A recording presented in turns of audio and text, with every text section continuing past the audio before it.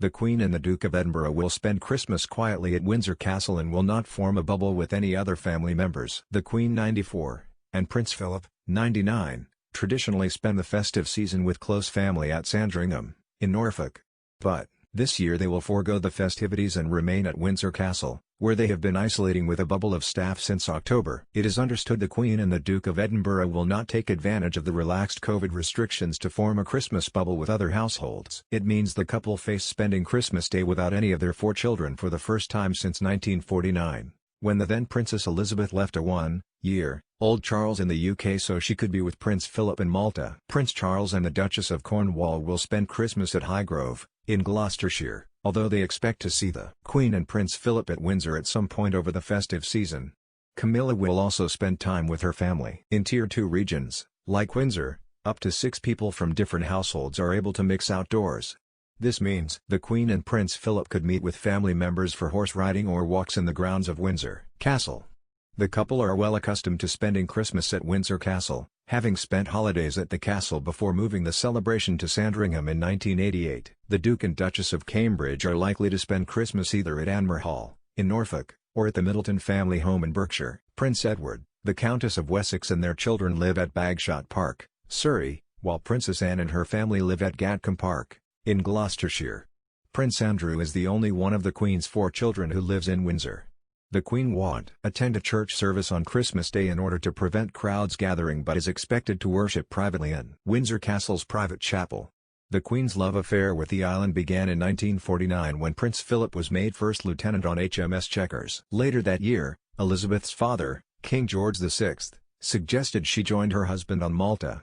So after celebrating Prince Charles' first birthday, the princess flew to the island, arriving on her second wedding anniversary, November 20th. It was truly a different world for the princess. She handled cash for the first time and even enjoyed the novelty of visiting second-rate hairdressing salons. They were magical days of endless picnics, sunbathing and water skiing, says Lady Pamela in a rare interview. Prince Philip was stunning. He really was. A sort of Greek god. And she was beautiful with that marvelous complexion. The princess really loved Malta because she was able to lead a normal life, wander through the town and do some shopping, and whenever the British Navy fleet came in we would rush to the Baraka, the public gardens on the seafront, to see it, which was always a fantastic sight. Lady Pamela, 86, is the younger daughter of Earl Mountbatten of Burma, the last Viceroy of India, who ruled it for George VI, our last king, emperor. Mountbatten was Prince Philip's cousin. His daughter, Lady Pamela, was the Queen's bridesmaid and lady-in-waiting, and is uniquely placed to recall just how much the royal couple loved their Mediterranean island life. It was the only place that she was able to live the life of a naval officer's wife, just like all the other wives, Lady Pamela explains. It was wonderful for her and it's why they have such a nostalgia for Malta. For the Duke, newly reunited with his young wife during leave, the only fly in the ointment was the ever-present Bobo, who had been Elizabeth's nurse since childhood, and is described by Lady Pamela as terrifying. Prince Philip had quite a battle because Bobo used to sit at the end of the bath when the princess was having a bath and have a gossip. I think Philip had quite a battle to remove Bobo from the edge of the bath and make it possible for him to sit there. While his parents were in Malta for Christmas, the Prince of Wales was left with his grandparents King George VI and the Queen Mother at their Sandringham home. In a letter from the Queen Mother to the then Princess Elizabeth, date marked December 21, 1949, she penned, "I went to see Charles yesterday. He seemed in very good form. I think that his teeth are worrying him a bit, but otherwise he is very well." The Queen and Prince Philip are currently isolating at Windsor Castle, which is located in a Tier 2 area, after leaving Norfolk for the month-long lockdown. Prince Philip and the Queen have spent the year with a specially screened household dubbed HMS Bubble.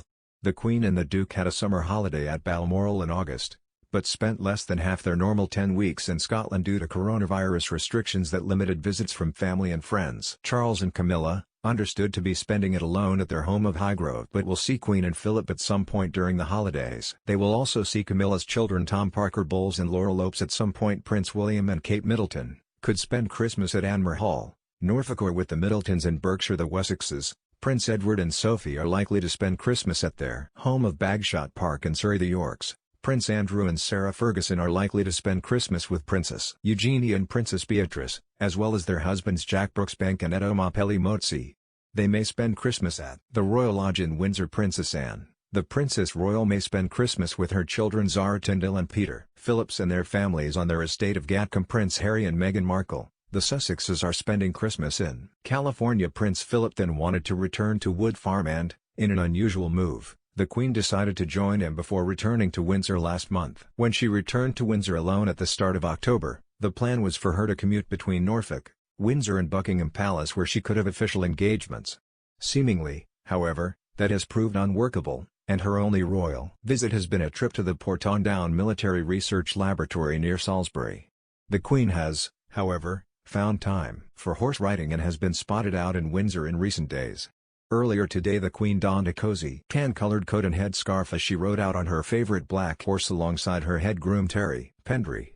Throughout the pandemic, head groom Terry has ensured the royals' ponies are ready and that he keeps 2 meters from his boss during their rides. All protective disinfectant measures are taken, particularly for the horse's saddle and bridle.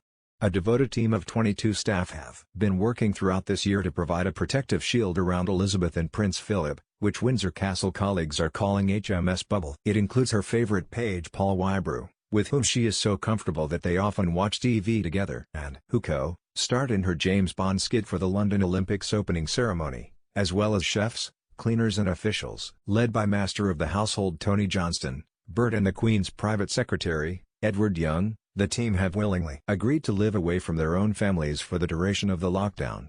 It means they can serve the monarch and her husband without needing protective equipment such as gloves and masks, or to abide by social distancing guidelines. No gift giving for royal staff. The Queen has had to cancel her Christmas gift-giving ceremony for the first time in living memory due to COVID. Each year the monarch buys presents, such as a trinket box or a photo frame engraved with her personal cipher, for every member of the royal household, which are given to them along with a Christmas pudding.